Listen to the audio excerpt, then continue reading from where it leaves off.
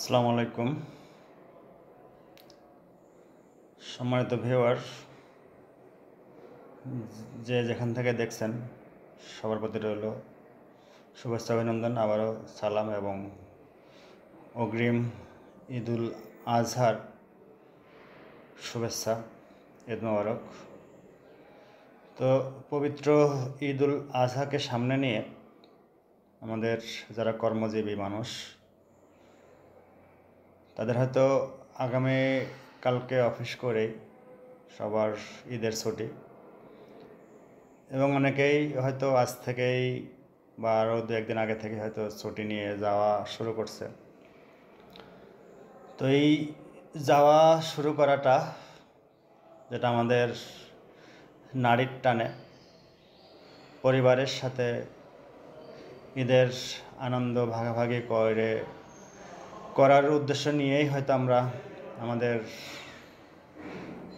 কর্মস্থান থেকে আমাদের নিজ নিজ এলাকায় বা নিজের পরিবারের সাথে যাওয়ার যে আশা, সেই আশা যেন আমাদের বিপদ না আসে, আমাদের সামান্য ভুলে যাতে কোনো দুর্ঘটনা না ঘটে, ঈদের আনন্দ যাতে ধূলিসাৎ না হয়, সেই মর্মেই আমাদেরকে পথ চলতে হবে। আমরা বেশিরভাগই সময় ট্রেন ভ্রমণ করি, অনেকেই লঞ্চ ভ্রমণ করি, এবং আমাদের সড়ক পথে বাস বা অন্যান্য যানবাহনে আমরা চলাচল করি।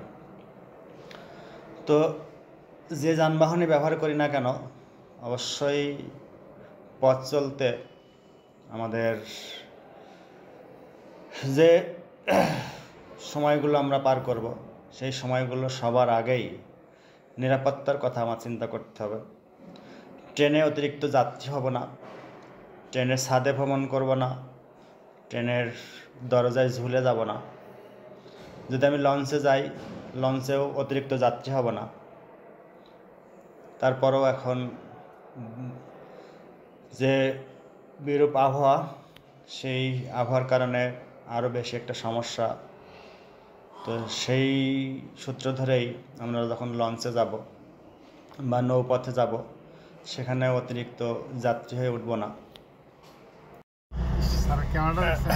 যারা সড়ক পথে চলাচল করবেন, অবশ্যই অতিরিক্ত যাত্রী হয়ে বাসে উঠবেন না এবং কোনো পণ্য পরিবহনে চলাচল করবেন না। পাশাপাশি বাসের ছাদে তো ওঠাই যাবে না, আর অতিরিক্ত যাত্রী হয়ে উঠবো না। যদি আমরা পথচারী হিসেবে চলাচল করি, অবশ্যই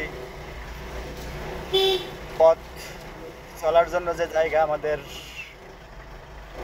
যেটা ফুটপথ দিয়ে চলাচল করব, এবং ফুট ওভার ব্রিজ ব্যবহার করব, এবং রাস্তায় গাড়ি ডানে বামে দেখে অবশ্যই নিরাপদভাবে চলব। তো সবার যাত্রা নিরাপদ হোক, সবাই বাসায় পৌঁছে পরিবারের সাথে আনন্দ উপভোগ করেন। এজন্য সবার প্রতি রইল আবারও ঈদের অগ্রিম শুভেচ্ছা। আসসালামু আলাইকুম ওয়া রাহমাতুল্লাহি ওয়া বারাকাতুহু।